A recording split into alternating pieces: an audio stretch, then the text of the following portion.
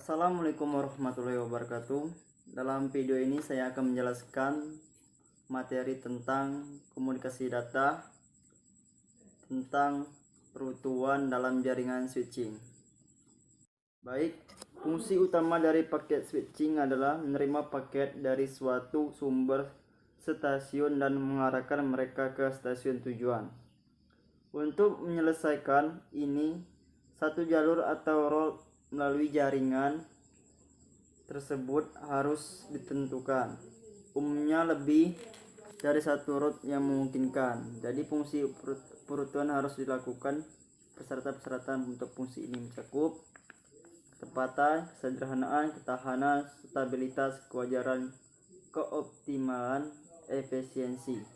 Kriteria kerja. Pemilihan sebuah rute umumnya berdasarkan beberapa kriteria kinerja. Kriteria yang paling sederhana adalah memilih rute lompatan minimum. Kriteria yang melalui jumlah kode terkecil melalui jaringan tersebut. Kriteria ini adalah kriteria yang mudah diukur dan seharusnya minimalkan konsumsi sumber-sumber jaringan. Generalisasi dari kriteria kelompatan minimum adalah perutuhan dengan biaya terendah. Strategi dalam perutuhan tetap. Sejumlah besar strategi perutuhan telah berkembang untuk berhadapan dengan persyaratan perutuhan dari jaringan paket switching. Banyak dari strategi ini juga diterapkan pada perutuhan internet network. Pada bagian ini kita akan bahas 4 strategi penting, yaitu yang pertama, perutuhan tetap. Bagi perutuhan tetap, sebuah rute tunggal dan permanen dikonfigurasi untuk masing-masing pasangan sumber tujuan dari node dalam jaringan tersebut. Algoritma perutuhan biaya terendah dapat digunakan. Rute tersebut ditetapkan atau paling tidak hanya diubah ketika tidak ada perubahan dalam topologi jaringan. Jadi, biaya link yang digunakan dalam merancang route tidak berdasarkan pada variabel dinamis seperti lalu lintas. Bagaimanapun juga mereka dapat berdasarkan pada lalu lintas atau kapasitas yang diinginkan. 2. Podding. Teknik ini membutuhkan informasi jaringan apapun dan bekerja sebagai berikut. Sebuah paket dikirimkan oleh sebuah node sumber ke setiap node tetangganya. Pada setiap node, paket yang datang ditransmisikan ulang pada semua link yang keluar, kecuali untuk link paket itu tiba. Contoh gambar podding ada di samping. Perutuhan acak. Perutuhan acak memiliki kesederhanaan dan ketahanan dari loading dengan muatan lalu lintas yang lebih sedikit. Dengan perutuhan acak, sebuah node memilih hanya satu jalur output untuk transmisi ulang dari paket yang datang. Link output dipilih secara acak di luar link di mana paket tersebut tiba. Jika semua link memiliki keuntungan yang sama atau dipilih, maka semua node mungkin secara sederhana menggunakan link output dalam sebuah model. 4. Perutuhan adaptif.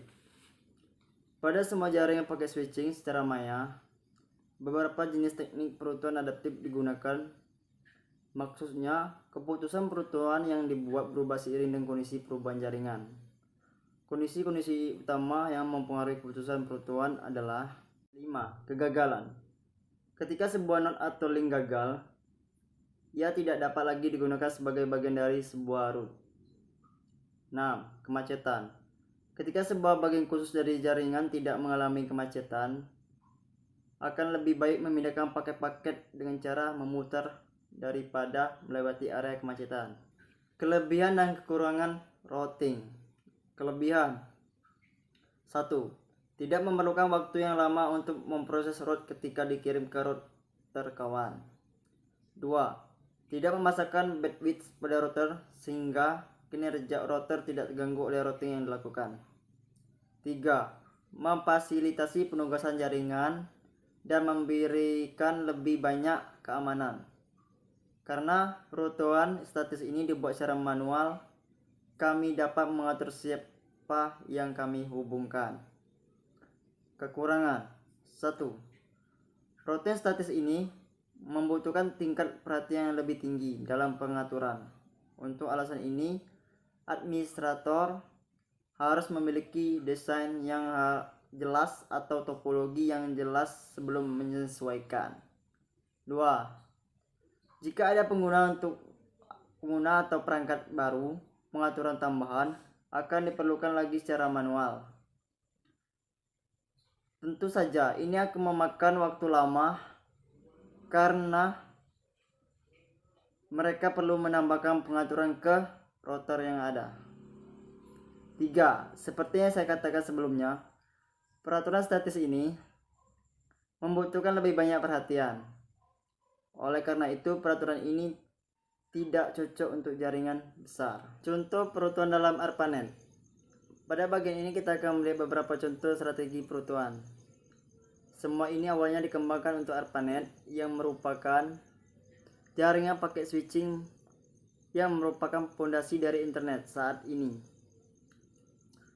Penting untuk mengamati strategi-strategi ini karena berbagai alasan. Pertama, strategi-strategi ini dan yang serupa juga digunakan dalam jaringan paket switching yang lain, termasuk jumlah jaringan dalam internet. Kedua, skema perutuan berdasarkan kerja ARPANET juga digunakan untuk perutuan internet network dalam internet dan internet network pribadi. Terakhir, skema perutuan ARPANET berevolusi dengan cara memberikan pencerahan terhadap beberapa isu desain penting yang berhubungan dengan algoritma perutuan. Baik, kesimpulan dari perutuan dalam paket switching ini. 1. Di dalam dunia telekomunikasi, untuk melakukan hubungan dari telekomunikasi diperlukan proses penyambungan atau switching sehingga terkoneksi. Dapat dengan mudah dilakukan karena diperlukan perutuan dalam switching. 2. Dalam melakukan perutuan switching perlu diperhatikan karakteristik seperti ketetapan, ketahanan, stabilitas, kewajaran, keoptimalan, dan efisien. Sekian materi penjelasan tentang perutuan dalam paket switching. Saya akhiri. Wassalamualaikum warahmatullahi wabarakatuh.